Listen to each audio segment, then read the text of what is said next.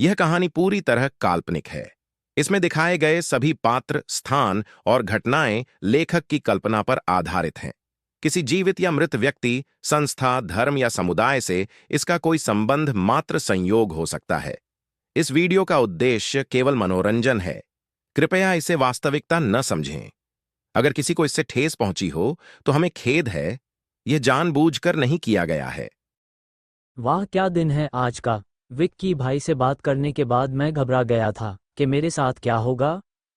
लेकिन शगुन की बेवकूफ़ी और मेरे प्रेजेंस ऑफ माइंड के वजह से आज सब कुछ वैसा हो गया जैसे मैं चाहता था। अब सारी इंजीनियर्स टीम मेरी, स्प्रिंग कॉर्पोरेशन का प्रोजेक्ट मेरा, और इस कंपनी के हेड की पोजीशन भी मेरी। बेचारी शनाया गुस्से में फूल कर या तो घर में तमाशा कर रही होगी या फिर रो रही होगी। शनाया की हालत को इमेजिन करते हुए शौर्य ठहाके लगाकर हंसने लगा। तभी उसके ऑफिस का दरवाजा खुला। शौर्य ने देखा कि उसके पापा नीरज गिल अंदर आ रहे थे। बेटा चलो, हमें स्प्रिंग कॉर्पोरेशन जाना है, हमारे प्रोजेक्ट की पहली मीटिंग है आज। ये सुनते ही शौर्य के चेहरे पर छाई हुई खुशी कहीं गायब हो गई। पिछली बार जो कुछ भी हुआ था, उसके बाद शौर्य को उस बेइज्जती के सपने भी आते थे। यश मेहरा के तो ख्याल से ही अब शौर्य को घबराहट होने लगी थी। उसने इस बात को टालने की कोशिश करते हुए कहा, क्या हमें जाना जरूरी है? प्रकाश चाचू को भेज देते हैं ना, और वैसे भी मीटिंग में डिस्कस करने जैसा है ही क्या। नीरज गिल अपने बेटे को समझाते हुए बोले, शौर्य तुम इस प्रोजेक्ट के हेड हो, तो प्रकाश या बाकी कोई वहां जाकर क्या करेगा?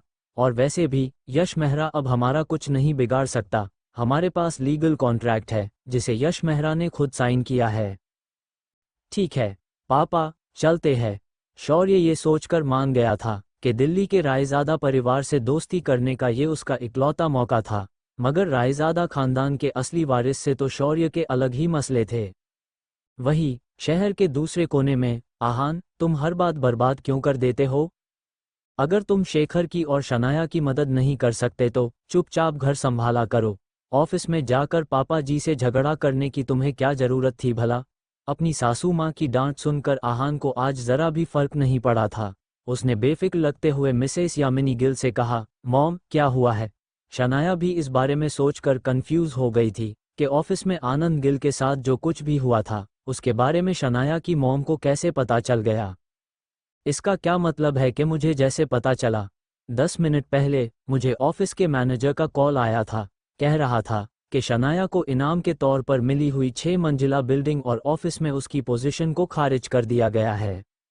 ऐसी बात नहीं थी कि आहान और शनाया ने इस बात की उम्मीद नहीं की थी। जिस पल दोनों ने गिल कंस्ट्रक्शंस की बिल्डिंग छोड़ी थी, ये सब होना ऑब्वियस था। इस सबसे परेशान मिसेस यामिनी गिल ने आगे कहा, क्या इस बात से कोई अनजान है कि शनाया ने स्प्रिंग कॉर्पोरेशन की डील के लिए कितनी मेहनत की थी? अब सब चला गया। इतनी महंगी बिल्डिंग, जॉब, पोजीशन, कुछ नहीं रहा। एक बार के लिए वो तो ठीक है, मगर आहान तुम्हें पापा जी से बहस करने की क्या जरूरत थी? वो हमारे परिवार के बड़े हैं, उनसे जबान लड़ाने की और इतनी बदतमीजी करने की तुम्हें क्या जरूरत थी? गुस्से से मिसेस यामिनी गिल के हाथ कांपने लगे थे। उन्होंने मन ही मन में कहा, अगर एक बार के लिए शनाया ने पापा जी से लड़ाई की होती तो मैं कुछ ठीक कर सकती थी। अपनी पोती को कुछ सजा देकर पापा जी माफ कर देते। लेकिन ये आहान, इसके अंदर इतनी हिम्मत कहाँ से आ गई? अब कुछ नहीं हो सकता। आहान ने शनाया और उसकी फैमिली को बहुत बड़ी मुसीबत में डाल दिया था। मिसेस यामिनी गिल आगे कुछ कहने ही वाली थी कि शनाया ने उनसे कहा, मॉम इस सब में आहान की कोई गलती नहीं है। दादाजी शौर्य की तरफदारी कर रहे थे और उन्होंने मुझ पर यकीन करने से मना कर दिया था। शनाया भी अब गुस्सा लग रही थी। इस पॉइंट पर मिसेस यामिनी गिल का गुस्सा अपनी बेटी पर निकलने लगा। उन्होंने शनाया से सवाल करते हुए कहा, अच्छा तो अब तुम इस आहान का साथ देना चाहती हो? इस निकम्मे आहान की वजह से तुम अपना सब कुछ खो चुकी हो शनाया, लेकिन फिर भी तुम्हें ये सही लग रहा है। मिसेस यामिनी गिल अपनी बेटी से भी डिसअपॉइंटेड महसूस कर रही थी। उन्होंने आगे कहा, अगर तुम दोनों ने अपनी सफाई पेश करते हुए पापा जी से थोड़ी तमीज से बात की होती तो शायद हमें ये दिन ना देखना पड़ता। पापा जी इतना बड़ा फैसला नहीं लेते, और मैं कहती हूँ इस आहान को अपना मुंह खोलने की जरूरत ही क्या थी? अपनी मॉम की ये बात सुनकर शनाया भी थोड़ी परेशान हो गई। उसने अपने आप से ही कहा, भले ही आहान की कोई गलती नहीं है, मगर इस सब का अंजाम बहुत बुरा हो रहा है।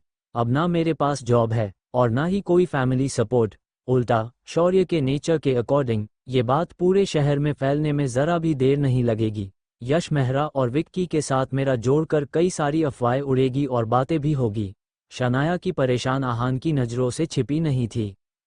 अपनी बीवी को कंफर्ट करने के लिए वो कुछ कहना चाहता था, मगर तभी मिसेस यामिनी गिल ने आहान के कंधों को हिलाते हुए कहा, आहान, अगर तुम्हें अभी भी हालात की नजाकत समझ में आ रही है तो जाओ, जाकर पापा जी से माफ़ी मांगो। ये सब आसान नहीं होगा, लेकिन पापा जी जो भी पनिशमेंट देंगे ले लेना। शेखर अभी भी हॉस्पिटल में है और शनाया के हाथ से उसकी जॉब चली गई है। अब तुम ही बताओ, घर कैसे चलेगा? मैं नहीं जानती। अभी के अभी जाकर पापा जी के सामने अपने घुटने टेक दो। मिसेस यामिनी गिल के पॉइंट ऑफ व्यू से यही एक रास्ता था जिससे चीजें कुछ ठीक हो सकती थी। बस एक बार आहान माफी मांग ले, फिर वो खुद आनंद गिल से मिलकर रोकर गिड़गिड़ा कर सब कुछ ठीक कर देगी। मगर अगले ही पल जब आहान ने अपना मुंह खोला तो मिसेस यामिनी गिल के साथ साथ शनाया भी दंग रह गई। आहान ने अपनी सासू माँ की बात पर बहुत ही काम अंदाज में रिएक्ट करते हुए कहा, मैं आनंद गिल से माफ़ी नहीं मांगूंगा, माफ़ी तो उन्हें शनाया से मांगनी चाहिए। आहान के आखिरी शब्द सुनकर मिसेस यामिनी गिल की बोलती ही बंद हो गई। वो आहान को कोसना चाहती थी, डांटना चाहती थी, मगर अपने निकम्मे घर जमाई की ऐसी बातें सुनकर उनकी आवाज़ ही नहीं निकल रही थी। क्या आहान पागल हो गया था? ऐसा कैसे हो सकता था? कुछ देर के अजीब सन्नाटे के बाद मिसेस यामिनी गिल ने कहा, आहान, तुम जाकर अपने दिमाग का इलाज करो। मुझे लगता है तुम बीमार हो, इसी वजह से ऐसी अजीब हरकतें कर रहे हो। ये सुनकर आहान ने एक छोटी सी मुस्कान के साथ कहा, मॉम, इस बात को माने या माने, आनंद गिल खुद आकर शनाया से माफ़ी मांगेंगे, उन्हें मांगनी ही पड़ेगी। ये कहकर आहान अपने कमरे की तरफ जाने लगा। आहान के अंदर इतना कॉन्फिडेंस कहाँ से आया था? मिसेस यामिनी गिल ने उससे कहा, तुम साफ साफ कहो, इस बात का क्या मतलब है? मगर आहान ने कुछ भी नहीं कहा। जवाब में बस आहान के कमरे के दरवाजे के बंद होने की आवाज़ आई। मिसेस यामिनी गिल अपना सर पकड़कर बैठ गई तो शनाया की फिक्र और परेशानी कुछ हद तक कम हो गई। शनाया ज़्यादा कुछ तो नहीं जानती थी, मगर उसे ये पता था कि जब भी आहान कुछ कहता था तो उसके पीछे कोई ना कोई मतलब जरूर होता था। इसलिए शनाया भी बेफिक्र होकर अपने कमरे में आराम करने चली गई। दूसरी तरफ स्प्रिंग कॉर्पोरेशन में जब शौर्य और नीरज गिल बिल्डिंग के अंदर आए, वो दोनों थोड़ी नर्वस थे। मगर दोनों बाप बेटे इस तरफ दिखावा कर रहे थे मानो पिछली बार की जिल्लत कभी हुई ही नहीं थी। रिसेप्शनिस्ट ने भी उन दोनों को बहुत ही रिस्पेक्ट के साथ वेलकम किया और पोलाइट अंदाज में उन्हें कॉन्फ्रेंस रूम में ले गई। नीरज गिल ने शौर्य से कहा, बेटा, मुझे लगता है कोई प्रेजेंटेशन वगैरह जो सकती है, हो सकता है कि हमें यश मेहरा से मिलने के कोई नौबत ही ना आए। अपने पापा की ये बात सुनकर शौर्य को कंफर्टेबल फील हुआ और वो कॉन्फिडेंस के साथ अंदर गया। मगर जैसे ही उन दोनों ने देखा कि कॉन्फ्रेंस रूम में अकेला यश मेहरा बैठा हुआ था तो उनके होश उड़ गए। दोनों ने भी एक दूसरे की तरफ देखा, लंबी सांस ली और जाकर अपनी अपनी कुर्सी पर बैठ गए।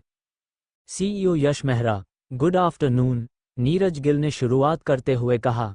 हमेशा की तरह यश मेहरा अपने काम में बिजी था। कुछ देर के बाद उसने हाथ में पकड़ी फाइल के नीचे रखा और नीरज गिल और शौर्य की तरफ देखने लगा। उन दो शक्लों को देखकर यश मेहरा का मुंह बन गया। उसने बेरुखे अंदाज में उन दोनों से सवाल करते हुए कहा, तुम दोनों यहाँ क्या कर रहे हो? यश मेहरा के इस एरोगेंस को देखकर शौर्य को गुस्सा आने लगा।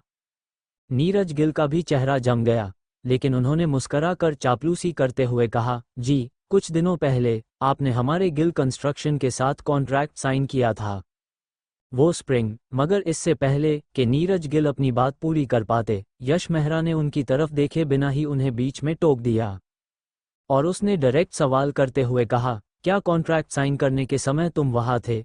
यश मेहरा का इस बात से कोई फर्क नहीं पड़ रहा था कि नीरज गिल कौन था और उम्र में उससे कितना बड़ा था। वो बस सवाल पर सवाल किए जा रहा था। नीरजा गिल ने कहा, जी नहीं, तब तो हम दोनों यहाँ नहीं थे, लेकिन इस बात से क्या फ़र्क पड़ता है? हमारी कंपनी ने ये प्रोजेक्ट हमें सौंपा है, तो आप बेफिक्र होकर हमारे साथ काम शुरू कर सकते हैं। ये सुनकर यश मेहरा के इस तरह रिएक्ट किया मानो कुछ सोच रहा हो, और फिर कुछ देर की खामोशी के बाद उसने कहा, मुझे फ़र्क पड़ता है। जिसके साथ मैंने कॉन्ट्रैक्ट साइन किया था, मैं उसी से मिलना चाहता हूँ। अब यश जिद पर अड़ गया था। नीरज ने लाचार होकर सवाल किया, सीईओ मेहरा, आप मेरी मुश्किलें क्यों बढ़ा रहे हैं? इस बात को सुनकर यश मेहरा ने ऐसा मुंह बनाया मानो किसी कचरे के डब्बे को देख रहा हो, और उसने कहा, निकलो यहाँ से, मैं तभी मीटिंग करूंगा जब मिस शनाया खुद यहाँ आएंगी। शौर्य को इस सब से इरिटेशन हो रही थी। उसके पापा से कुछ नहीं होने वाला था, इसलिए शौर्य में बीच में बात करते हुए कहा, मिस शनाया तो बहुत बिजी है, एक्चुअली वो 1 महीने की लंबी वेकेशन और गई हुई है। ये एक सही जवाब था। अब यश कोई बहाना नहीं बना सकता था, लेकिन आगे यश मेहरा ने जो कहा उसे सुनकर दोनों बाप बेटे शॉक्ड हो गए। यश मेहरा ने कहा, तो फिर कोई बात नहीं, वो जब वापस लौटेगी काम तभी शुरू होगा, मैं उनका वेट कर सकता हूँ। शौर्य को अब इतना गुस्सा आ रहा था कि उसने अपनी मुट्ठियाँ कस ली और बोला, क्या आप अपने पर्सनल रीजंस की वजह से काम को लेट करेंगे? हमें कॉन्ट्रैक्ट साइन किया है, और अगर इस सब के बारे में आपके सुपीरियर ऑफिसर्स को पता चल गया तो अच्छा नहीं होगा। शौर्य की इस बात में वार्निंग झलक रही थी। ये सुनकर यश मेहरा के चेहरे पर टेढ़ी मुस्कान आ गई। उसने शौर्य की आंखों के आंखें डालकर देखा और सवाल करते हुए कहा, क्या तुम मुझे धमकाने की कोशिश कर रहे हो? ये सवाल सुनकर नीरज गिल अब खामोश नहीं रह सकता था। यश मेहरा को नाराज करना उस पर बहुत भारी पड़ सकता था, इसलिए नीरज गिल ने एक बड़ी सी मुस्कान के साथ जवाब देते हुए कहा, सीईओ यश मेहरा, आप जरूर मजाक कर रहे हैं, हम आपको धमकी कैसे दे सकते हैं भला? बात यही खत्म हो गई थी। यश मेहरा ने वापस से अपनी फाइल पकड़ी और बाप बेटे की इस जोड़ी को जानबूझकर नज़रअंदाज करते हुए कहा, अगर ऐसी बात है तो निकल जाओ और मिस शनाया के बगैर वापस मत आना। शौर्य और नीरज एक बार फिर से इस कंपनी में बेइज्जत हो चुके थे। राहत तो इस बात की थी कि इस बार किसी ने इस जिल्लत को देखा नहीं था। वो आगे कुछ नहीं कर सकते थे, इसलिए चले गए। उनके जाते ही यश मेहरा ने एक मैसेज किया। दूसरी तरफ आहान और शनाया के घर में आहान को मिस्टर विक्रम की कॉल आई, तो आहान ने कॉल आंसर करते हुए कहा, क्या काम हो गया? मिस्टर विक्रम ने दूसरी तरफ से हामी भर दी, तो आहान ने कहा, गुड, बाद में बात करते हैं। ये कहकर उसने कॉल काट दिया।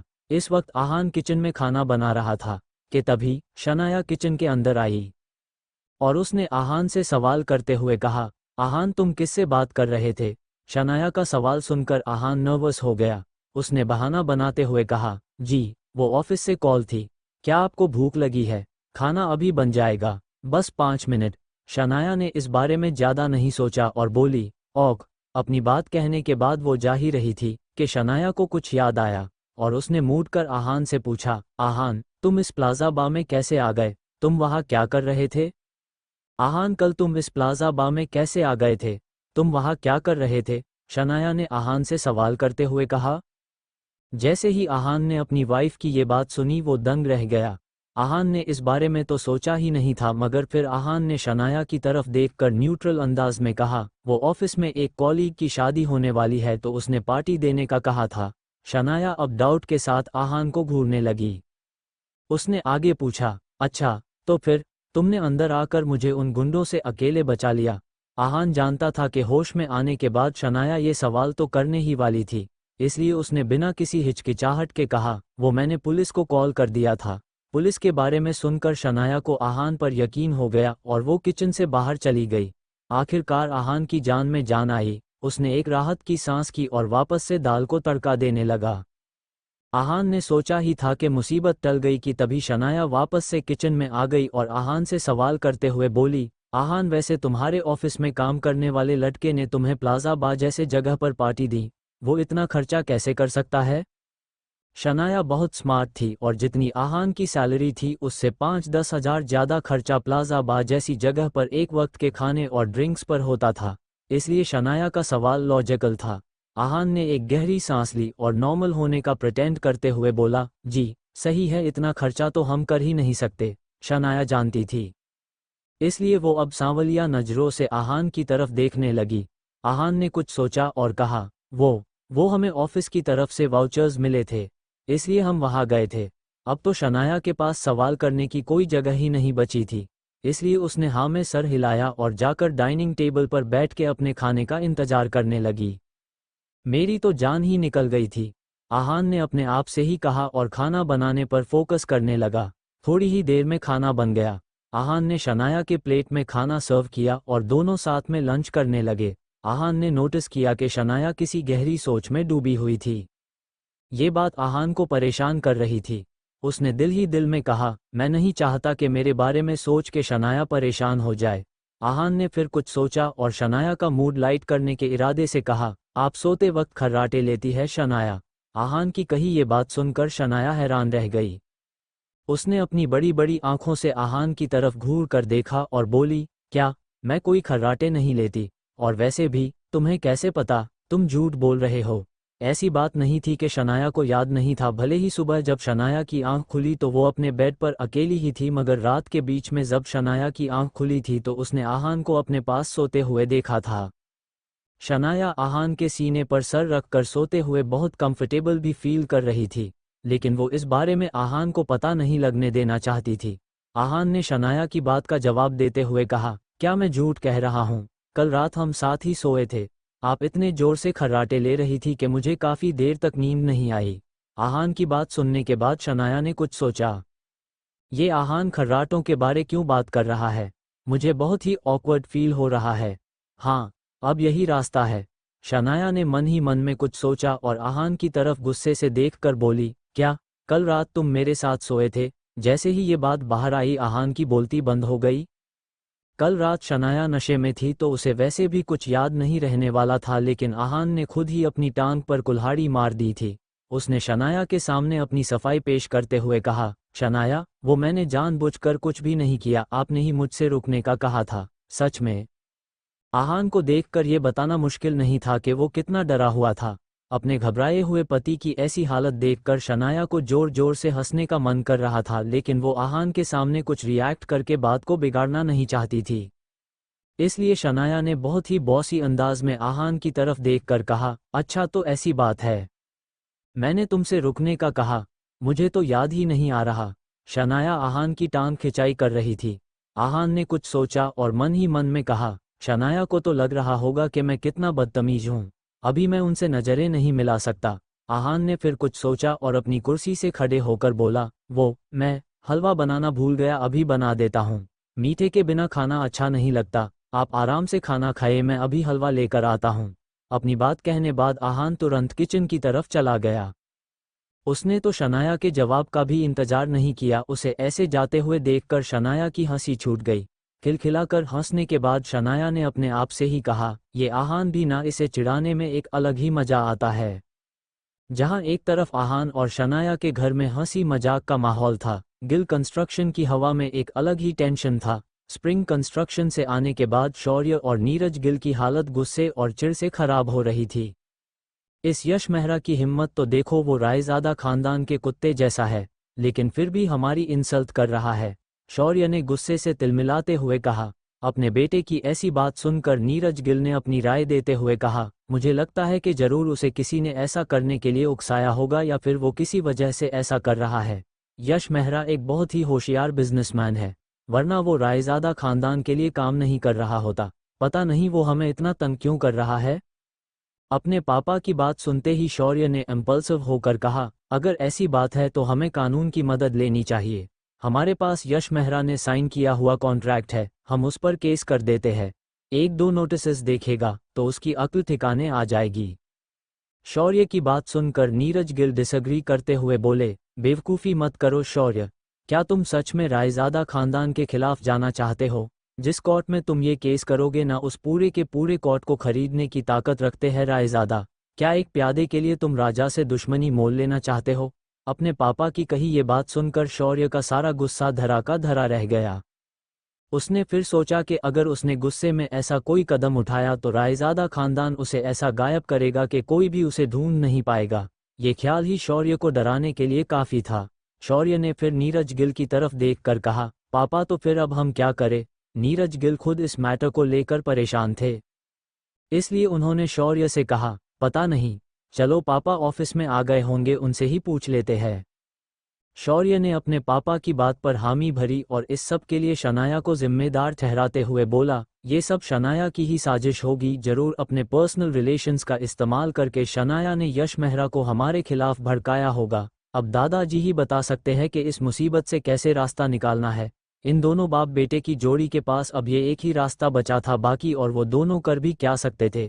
इसलिए शौर्य और नीरज गिल आनंद गिल के ऑफिस में चले गए। दोनों ने एक एक करके जो कुछ भी हुआ उसके बारे में आनंद गिल को बता दिया। पूरी बात सुनने के बाद आनंद गिल के चेहरे का रंग काला पड़ गया। शौर्य ने फिर फ्रस्ट्रेटेड लगते हुए अपने दादाजी से कहा, दादाजी, ये सब जरूर उस शनाया का किया धरा है। आपके फैसले से नाराज होकर उसने ये सब किया होगा। शौर्य की बात सुनकर आनंद गिल एक गहरी सोच में पड़ गए। इस बारे में सोचते हुए उन्होंने मन ही मन में कहा, शनाया ऐसा नहीं कर सकती। बदला लेने की नीयत शनाया की नहीं है। यश मेहरा जैसा कामयाब बिजनेसमैन सिर्फ किसी लड़की के लिए अपना काम और करियर खतरे में नहीं डाल सकता, लेकिन पता नहीं क्यों मुझे उस निकम्मे घर जमाई पर शक हो रहा है। जैसे ही ये ख्याल आनंद गिल के दिमाग में आया, उन्होंने तुरंत अपने आप को समझाते हुए कहा, नहीं नहीं, ऐसा कैसे हो सकता है। अगर सच में उस आहान में इतनी होशियारी होती तो वो मेरे घर में क्या कर रहा होता। आज सुबह से ही आनंद गिल को आहान के बारे में तरह तरह के ख्याल आ रहे थे। कई सारी पॉसिबिलिटीज थी, मगर फिर भी कुछ लॉजिकल नहीं लग रहा था। इसलिए आनंद गिल ने आहान के ख्याल को इग्नोर कर दिया। स्प्रिंग कॉर्पोरेशन की डील गिल कंस्ट्रक्शन के बहुत ज़्यादा जरूरी थी। इसे किसी भी तरह से खोना आनंद गिल को बहुत बड़ा नुकसान करा सकता था। इसलिए किसी नतीजे पर पहुंचने के बाद उन्होंने शौर्य की तरफ देखकर कहा, शौर्य, अब बस एक ही रास्ता बचा है। अपने दादाजी की बात सुनकर शौर्य के चेहरे का रंग उड़ गया। उसने घबराते हुए आनंद गिल से सवाल किया, आपकी बात का मतलब है कि। शौर्य आगे कुछ कह ही नहीं पाया। ऐसा कैसे हो सकता था। शौर्य की बात को पूरा करते हुए आनंद गिल ने कहा, जाओ, जाकर शनाया से माफ़ी मांगो और उसे कैसे भी करके मना लो। जो भी हो, कल शनाया को कंपनी में वापस लौटना ही होगा। ऐसी बात नहीं थी कि आनंद गिल ने चाहकर ऐसा फैसला लिया था। वो खुद भी ऐसा नहीं चाहते थे। बाहर वालों के लिए दिखने में ये शौर्य के मुंह पर पड़ा हुआ थप्पड़ था, लेकिन आनंद गिल भी जानते थे कि ये थप्पड़ असल में उनके मुंह पर पड़ा था। शनाया को परिवार से बेदखल करने का फैसला आनंद गिल का था, शौर्य का नहीं। दादाजी, शौर्य आनंद गिल को ये कहकर मना करना चाहता था, मगर उनके गुस्से भरे एक्सप्रेशंस को देखकर उसने अपनी बात को मुंह में ही दबा लिया और बेमन से हामी भरते हुए बोला, ठीक है, मैं जाकर कोशिश करता हूँ। शौर्य वहां से जा ही रहा था कि आनंद गिल ने उससे कहा, कोशिश मत करो, काम पूरा करके आओ। शनाया कल ऑफिस में मौजूद होनी चाहिए। आनंद गिल के बात करने के लहजे में एक अजीब सा इमोशन था। शौर्य ने इस बात पर दांत पीसकर हामी भर दी और ऑफिस के बाहर चला गया। शनाया से माफ़ी मांगने के ख्याल से ही शौर्य को अपने आप से नफरत हो रही थी, लेकिन क्या किया जा सकता था। किस्मत का लिखा कौन टाल सकता था। शौर्य को एक ही वक्त पर गुस्सा भी आ रहा था और अपने आप पर तरस भी आ रहा था। पता नहीं मेरे साथ ये क्या हो रहा है। लाइफ टॉर्नेडो राइड हो गई है। करीब करीब आधे घंटे के बाद शनाया का फ़ोन बजा, मगर जब उसने कॉलर्स इट पर शौर्य का नाम देखा तो उसने तुरंत कॉल काट दी। इस बात से शौर्य को बहुत गुस्सा आया, लेकिन वो कर भी क्या सकता था। तो उसने कोई चारा ना होने के मारे एक बार फिर से शनाया को कॉल किया। इस बार शनाया फिर से कॉल काटना चाहती थी, लेकिन आहान ने फ़ोन उठा लिया। क्या बात है। आहान ने शनाया की तरफ देखकर मुस्कराते हुए कहा। आहान की आवाज़ सुनकर शौर्य का मुंह बन गया। उसने आहान को हुक्म देने के अंदाज से कहा, शनाया कहाँ है, मुझे उससे बात करनी है। आहान को ऐसे ही किसी जवाब की उम्मीद थी, मगर उसने बिना ज़्यादा रिएक्ट किए शौर्य से कहा, वो सो रही है। अब आहान शौर्य के सब्र को खींच रहा था। शौर्य से रहा नहीं गया और उसने एक बार फिर से ऑर्डर करते हुए आहान से कहा, तो उसे जगाओ, मुझे उससे ज़रूरी बात करनी है। शौर्य को जल्द से जल्द इस मैटर को सॉल्व करना था, लेकिन आहान की वजह से उसे देर हो रही थी। शौर्य की बात के जवाब में आहान ने बिना कुछ कहे कॉल काट दी। दूसरी तरफ से बज रही बीप को सुनकर शौर्य गुस्से से तिलमिला उठा और उसने गुस्से में अपने बड़े से बंगले के लिविंग रूम के एंटीक शो पीस को जमीन पर दे मारा। अपने बेटे के चेहरे को देखकर नीरज गिल समझ गए कि बात बिगड़ रही थी।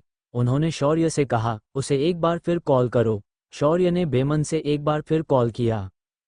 फिर से आहान ने ही कॉल उठाया तो शौर्य ने कहा, आहान, मेरा दिमाग मत घुमाओ। आहान ने हंसते हुए शौर्य से पूछा, कहो, तुम्हें क्या कहना है। मेरे पास ज़्यादा वक्त नहीं है। शौर्य के पास दूसरा ऑप्शन नहीं था, तो उसने आहान से कहा, आहान, शनाया से कहो कि अगर वो मेरी बात माने और अपनी होशियारी पर लगाम लगाए तो मैं उसे कंपनी में वापस आने का मौका दे सकता हूँ। शौर्य ने अपनी बात इस अंदाज में कही थी मानो वो कोई चैरिटी कर रहा था। क्या आहान नहीं जानता था कि शौर्य के इतने तड़पने के पीछे क्या वजह थी। आहान खुद इस पूरे गेम का मास्टरमाइंड था। आहान ने शौर्य से सवाल किया, अच्छा, तो ऐसी बात है, और अगर शनाया मना कर दे तो। शौर्य को लगा जैसे आहान उसकी बातों में आ रहा था, तो उसने बहुत अकड़ के साथ कहा, तो वो कभी भी गिल कंस्ट्रक्शन में लौट नहीं पाएगी। इस बार आहान की हंसी रुकना मुश्किल हो रही थी। उसने शौर्य से कुछ कहे बिना ही कॉल काट दिया और उस नंबर को सीधे ब्लैकलिस्ट में डाल दिया। आहान के ऐसा करने के बाद शनाया ने उसके तरफ देखकर कहा, ये तुमने क्या किया? जैसे ही आहान ने कॉल काट दी, शौर्य ने गुस्से में अपना फोन ही फेंक दिया। आहान, एक दिन मैं तुम्हारी जान ले लूंगा। शौर्य की आंखें इस वक्त गुस्से से लाल हो रही थी। बस बहुत हुआ। तुम्हारे दादाजी ने तुमसे कहा था कि शनाया से माफी मांगो और तुमने अभी अभी फोन पर क्या बकवास की। नीरज गिल ने अपने बेटे से नाराज होकर कहा। उनके नजरिए से इस सब बस वक्त जाया करना था।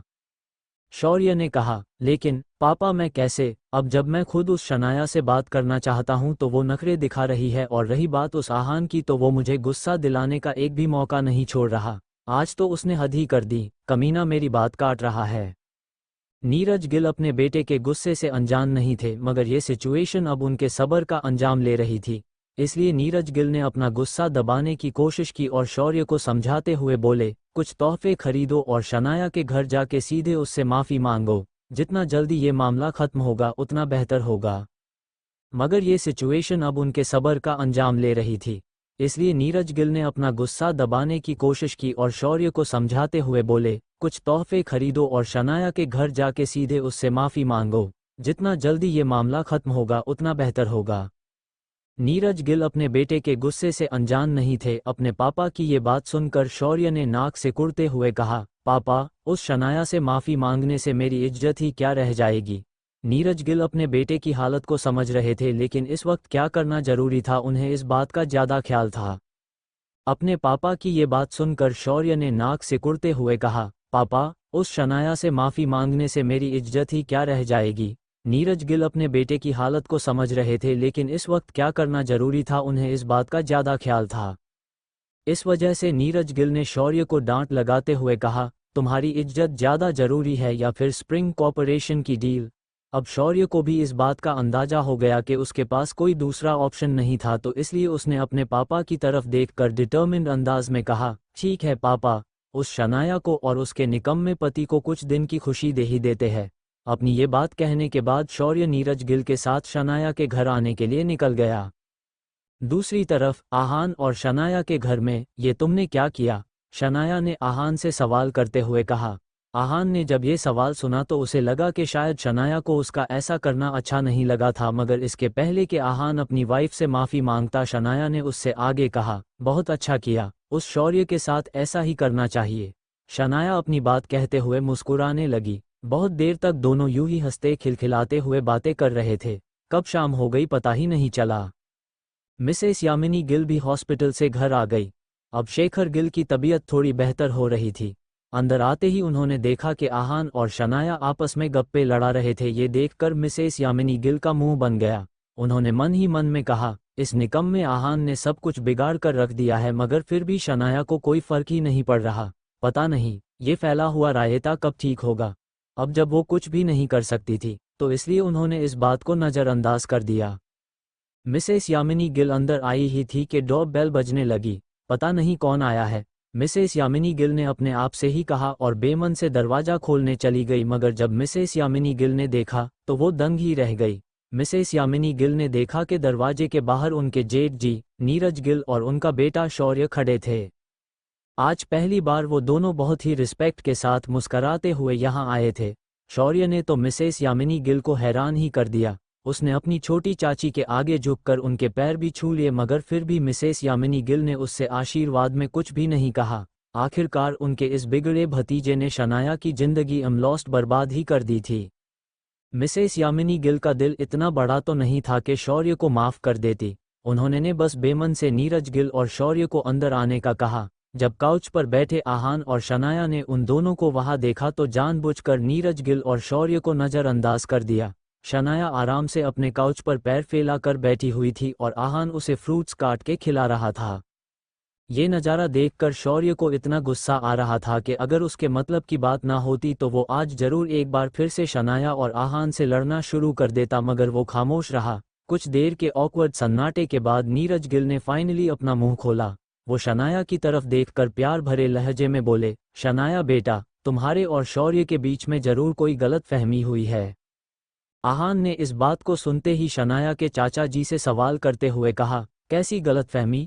आहान के इस सवाल को सुनकर नीरज गिल के चेहरे का रंग सफेद पड़ गया।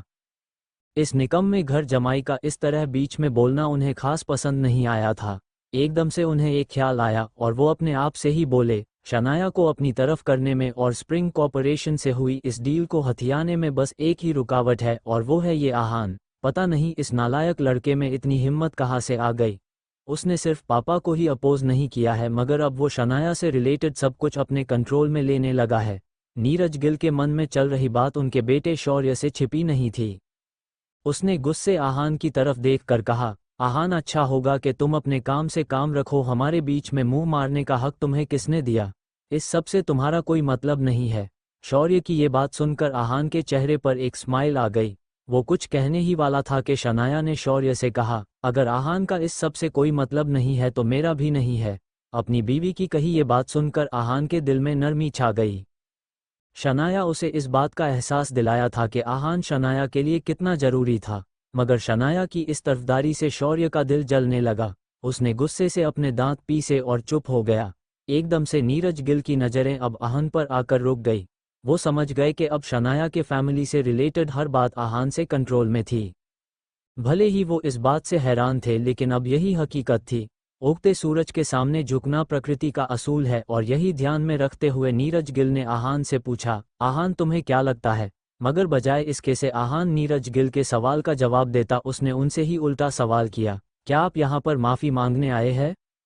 आहान के इस स्ट्रेट फॉरवर्ड अंदाज से ना नीरज गिल और ना ही शौर्य खुश थे, मगर अब वो कर भी क्या सकते थे। नीरज गिल ने जवाब में कहा, हाँ, शौर्य की नादानी की वजह से कल शनाया के बारे में कुछ गलत अफवाहें फैली। उन झूठी अफवाहों की वजह से शनाया को और गिल परिवार को बहुत नुकसान हुआ है। शौर्य ने इस मामले में बहुत बड़ी गलती की है। अपनी बात को रोकने से ठीक पहले नीरज गिल ने शौर्य को आंखों से कुछ कहने का इशारा किया। शौर्य भी किसी रंग बदलते गिरगिट की तरफ बहुत ही पोलाइट अंदाज में शनाया से बोला, शनाया, कल जो कुछ भी हुआ उसमें तुम्हारे भाई की गलती थी, लेकिन अब मैं जान गया हूं कि मुझे वो अफवाहें नहीं फैलानी चाहिए थी। मुझे प्लीज़ माफ़ कर दो। मुझे उम्मीद है तुम अपने बड़े दिल से मेरी इस गलती को माफ़ कर दोगी।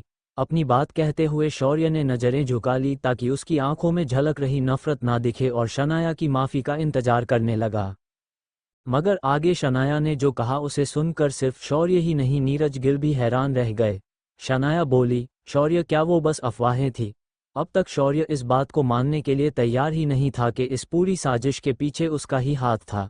शनाया के सवाल को सुनकर शौर्य का चेहरा जम गया। उसने अपने आप को बचाने के इरादे से कहा, शनाया, तुम कहना क्या चाहती हो? शनाया ने शौर्य की बात पर नॉर्मल रिएक्ट करते हुए कहा, मेरा कोई मतलब नहीं है शौर्य, अब तुम यहाँ से निकल जाओ। अगर अभी भी शौर्य ये बात मानने से इनकार कर रहा था तो शनाया को बात बढ़ाकर अपने एनर्जी और टाइम वेस्ट करने में कोई इंटरेस्ट नहीं था। अब इस पॉइंट पर नीरज गिल को अपने बेटे पर थोड़ा थोड़ा शक होने लगा। क्या शौर्य का इस सब से कोई लेना देना था? अगर सच में शौर्य ने ही शनाया को इस मुसीबत में फंसाया था तो माफ़ी मांगने का कोई मतलब नहीं था। बेवकूफ़ शौर्य। उसकी ऐसी घिनौनी हरकत के बाद शनाया ने पुलिस में रिपोर्ट नहीं की है, इसमें ही मैं अपने आप को खुश नसीब मानता हूँ। शौर्य ने इस बार हमें बहुत बड़ी मुसीबत में फंसा दिया है। आज नीरज गिल अपने बेटे से बहुत नाराज थे, लेकिन फिर भी उन्होंने अपने गुस्से पर काबू करते हुए शनाया से कहा, शनाया, मैं जानता हूं कि शौर्य ने बहुत बड़ी गलती की है जिसे माफ़ नहीं किया जा सकता, मगर चाहे जो भी जो जाए हम एक परिवार है। हम बात करके इन सारी प्रॉब्लम्स को सॉल्व कर देंगे। नीरज गिल की ये बात सुनकर आहान इस तरह हंसने लगा मानो उनका मजाक उड़ा रहा हो। उसने नीरज गिल से हंसते हुए कहा, परिवार? अब जब हम एक परिवार है तो क्यों ना बात करके स्प्रिंग कॉर्पोरेशन की डील शनाया को दे दे? आहान की बात पूरी होने से पहले ही शौर्य ने मना करते हुए कहा, बिल्कुल नहीं। शौर्य को डर था कहीं नीरज गिल इस बात पर हामी ना भी दे। स्प्रिंग कॉर्पोरेशन की ये डील उसके लिए सोने का अंडा देने वाली मुर्गी थी। वो ऐसे कैसे सब कुछ शनाया को दे सकता था? आहान ने ऐसे ही किसी रिएक्शन की उम्मीद की थी। उसने कहा, क्या इस एटीट्यूड से माफ़ी मांगी जाती है? आहान जानता था कि शनाया से इस बात की उम्मीद की गई थी कि वो इस डील पर काम करे, मेहनत करे, मगर उससे आने वाला प्रॉफिट पूरा गिल परिवार आपस में बांटना चाहता था। पूरा प्रॉफिट शनाया के लिए मांगना आहान की महज एक चाल थी। नीरज गिल ने हमेशा की तरह हालत संभालने की कोशिश करते हुए कहा, ऐसा नहीं हो सकता, हम शनाया को दूसरे तरीके से कॉम्पनसेट करेंगे, वो ऑफिस में आकर अपना काम वापस शुरू कर सकती है। पापा से बात करके मैं शनाया को वो 6 मंजिला बिल्डिंग भी वापस लौटा दूंगा और हाँ, शनाया को स्प्रिंग कॉर्पोरेशन की डील का 5% प्रॉफिट भी मिलेगा। अपनी बात पूरी करने के बाद नीरज गिल आहान की तरफ उम्मीद भरी नजरों से देखने लगे। आफ्टर ऑल इस घर का डिसीजन मेकर आहान ही तो था, इतना शनाया के लिए ज़रूरत से भी ज़्यादा है।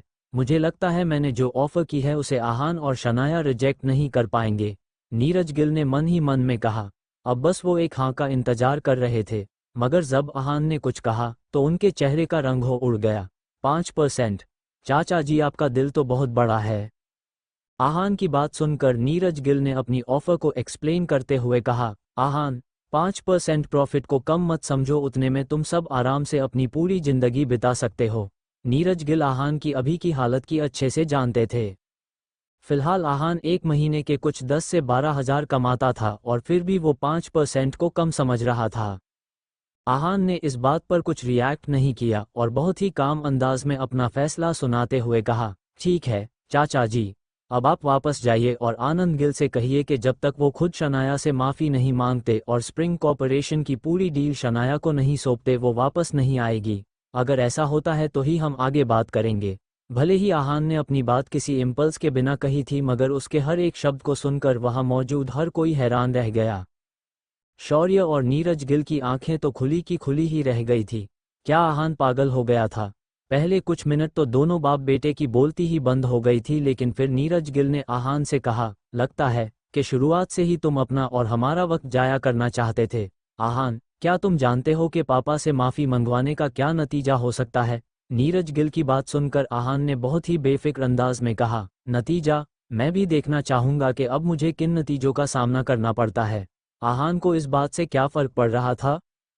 एक आनंद गिल हो या 10, आहान तो उन सब के अपने उंगली के एक इशारे से ऐसे नचा सकता था। उसे किसी नतीजे से अंजाम से कोई डर नहीं था। आहान के इस जवाब से नीरज गिल समझ नहीं पा रहे थे कि उन्हें कैसे रिएक्ट करना चाहिए, लेकिन शौर्य ने आहान को बेवकूफ़ समझकर उससे कहा, तो फिर ठीक है, उम्मीद है कि जब तुम्हारे सामने मुश्किलें होंगी तब भी तुम इतने ही बेफिक्र और बेशर्म बनकर उनका सामना करोगे। शौर्य ने आहान के इतने ढीठ होकर जवाब देने की उम्मीद नहीं की थी, मगर अब वो आहान और शनाया की होने वाली हालत को सोचकर एक्साइटेड हो रहा था। अपनी बात कहने के बाद शौर्य और नीरज गिल वहां से चले गए। उनके जाने के बाद जब आहान ने पीछे मुड़ कर देखा तो मिसेस यामिनी गिल उसे गुस्से से घूर कर देख रही थी। उन्होंने आहान से सवाल करते हुए कहा, आहान तुम किसके भरोसे पर ये सब कर रहे हो? कौन है जो तुम्हें मदद कर रहा है? आहान ने ईमानदारी से इस सवाल का जवाब देते हुए कहा, नहीं तो मॉम, कोई भी मेरी मदद नहीं कर रहा। ये सुनकर मिसेस यामिनी गिल की त्योरियां चढ़ गई। उन्होंने अपने दामाद से कहा, क्या तुम्हारे पास कोई बैकिंग नहीं है? तो फिर जेठ जी की बातों को मान क्यों नहीं लिया? अब शनाया ऑफिस में कैसे लौट पाएगी? निकम्मे, तुमसे एक भी काम सही से नहीं होता। जब मिसेस यामिनी गिल आहान को डांट रही थी तो शनाया ने आहान के पास जाकर उससे सवाल करते हुए कहा, आहान तुम अपनी असलियत कब तक छिपाने वाले हो? मॉम को सब कुछ सच सच बता क्यों नहीं देते? आहान तुम अपनी असलियत कब तक छिपाने वाले हो? मॉम को सब कुछ सच सच बता क्यों नहीं देते? शनाया ने आहान से कहा। शनाया की बात सुनकर आहान दंग रह गया। वो खुद भी नहीं जानता था कि शनाया किस असलियत और सच की बात कर रही थी, इसलिए वो बिना किसी एक्सप्रेशंस के शनाया की तरफ देखने लगा। शनाया ने फिर मिसेस यामिनी गिल से कहा, मॉम आहान आपको बताने के लिए नर्वस हो रहा है। एक्चुअली बात ऐसी है कि स्प्रिंग कॉर्पोरेशन का जो सीईओ है ना, वो आहान का कॉलेज के टाइम का दोस्त है। मैं तो चाचा जी और शौर्य को घर पर देखकर हैरान ही रह गई थी, मगर बाद में मुझे याद आया कि आहान तो यश मेहरा का दोस्त है। जरूर आहान ने ही यश से मदद मांगी होगी और मेरी सारी टेंशन गायब हो गई। जिस मासूमियत के साथ शनाया आहान की तरफ देख रही थी उसे देखकर आहान के दिल में नरमी छा गई। अपनी बेटी की कही ये बात सुनकर मिसेस यामिनी गिल का मुंह बन गया। उन्होंने आहान से सवाल करते हुए कहा, क्या दोस्त है? तुम दोनों एक ही कॉलेज में थे, तो फिर वो इतनी बड़ी कंपनी में सीईओ बन गया और तुम हो के कुछ नहीं कमाते, ऐसा क्यों? वैसे अगर तुम दोनों इतने पुराने दोस्त हो तो वो तुम्हारी मदद क्यों कर रहा है? अपनी सासू माँ के इतने सारे सवाल सुनकर आहान ने बहुत ही सफाई से बहाना बनाते हुए कहा, जी वो कॉलेज के दिनों में मैंने उसकी थोड़ी मदद कर दी थी, इसी वजह से हम पक्के दोस्त हैं।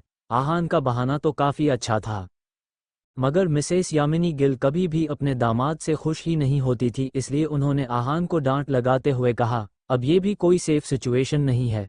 अगर किसी दिन तुम्हारा उस सीईओ से झगड़ा हो गया तो मैं पहले ही बता रही हूँ कि अगर कुछ गड़बड़ हो गई तो तुम शनाया को डिवोर्स देकर चले जाना, अपना मुंह मत दिखाना मुझे। आहान ने ये बात सुनी तो हंसने लगा। ऊषा ने अपनी सासू माँ को यकीन दिलाते हुए कहा, मॉम आप परेशान मत होइए, उसने मुझे वादा किया है सब सही से हो जाएगा। आहान की बात सुनकर मिसेस यामिनी गिल वहां से चली गई।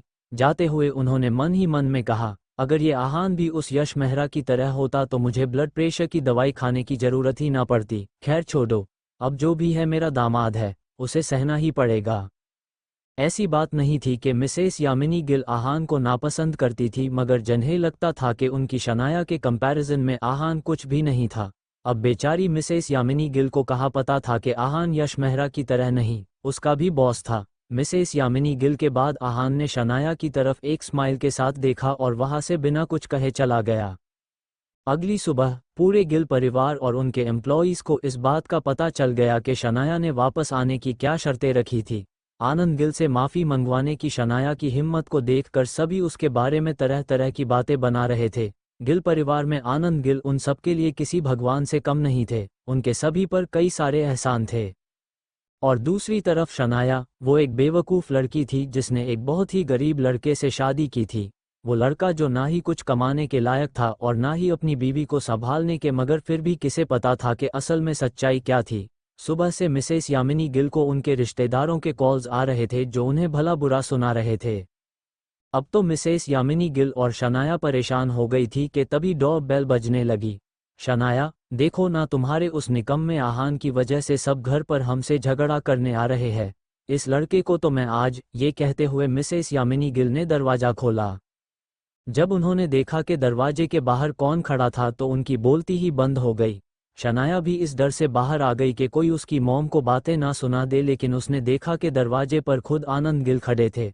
आज पहली बार पूरी जिंदगी में पहली बार आनंद गिल अपने छोटे बेटे के घर आए थे। शनाया इस बात से हैरान थी। उसने देखा कि उसके दादाजी अकेले नहीं थे, उनके साथ नीरज गिल, शौर्य, शगुन और उसके पापा प्रकाश गिल भी मौजूद थे। उन सबको देखकर शनाया और मिसेस यामिनी गिल के दिल में तहलका मचा हुआ था।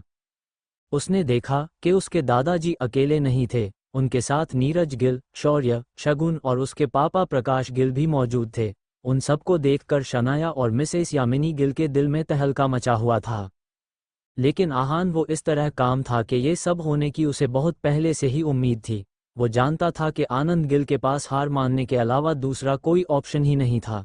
भले ही गिल परिवार के लोगों की नज़रों में आनंद गिल एक बहुत ही कामयाब और अच्छा इंसान था, लेकिन आहान के लिए वो किसी चालाक लोमड़ी से कम नहीं था जो ज़रूरत आने पर उसी के सामने झुक जाए जिसे मारने की साजिश कर रहा हो। लेकिन आहान वो इस तरह काम था कि ये सब होने की उसे बहुत पहले से ही उम्मीद थी। वो जानता था कि आनंद गिल के पास हार मानने के अलावा दूसरा कोई ऑप्शन ही नहीं था।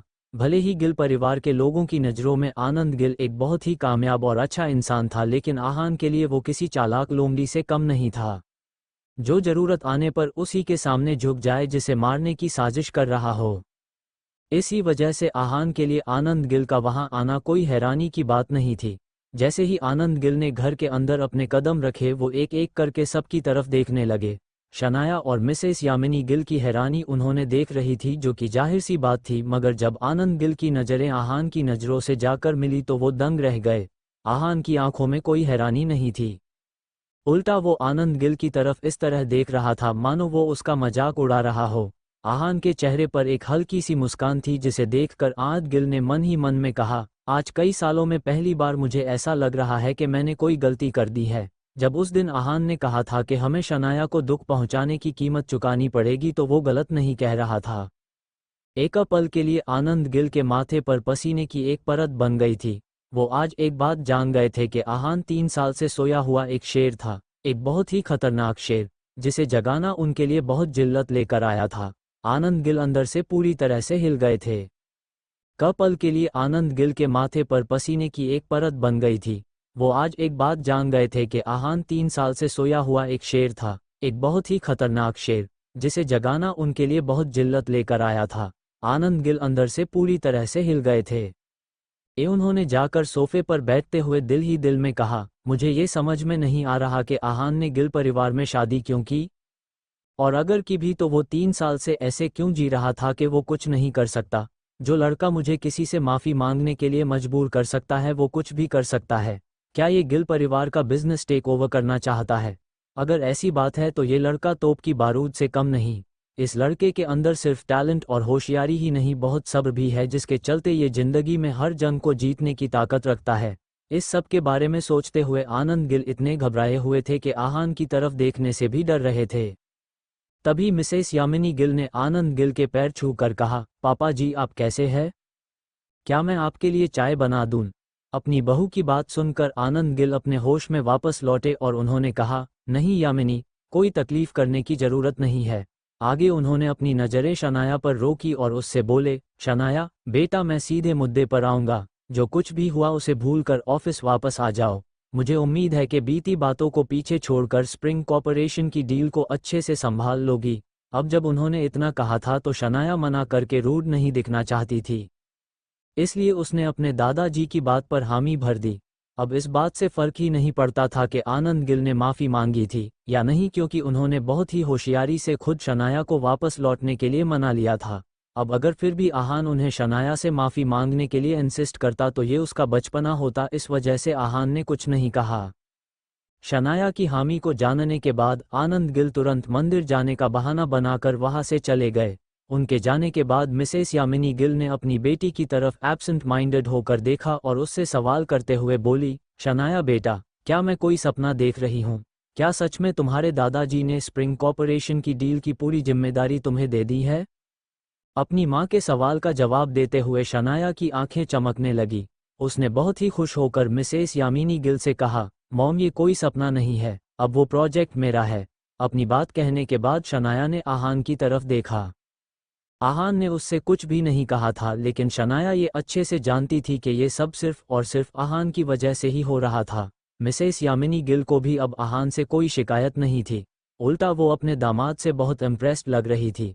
आज तक पापा जी कभी भी हमारे घर नहीं आए थे, मगर इस बार वो आए भी और शनाया को इतनी बड़ी जिम्मेदारी भी दे दी। सच में आहान को मानना पड़ेगा, मिसेस यामिनी गिल ने मन ही मन में कहा। सबके जाने के बाद आहान किचन में गया और ब्रेकफास्ट तैयार करने लगा। आहान के लिए ये सब कोई बड़ी बात नहीं थी, उसके एक कॉल से ये पूरा काम हो गया था।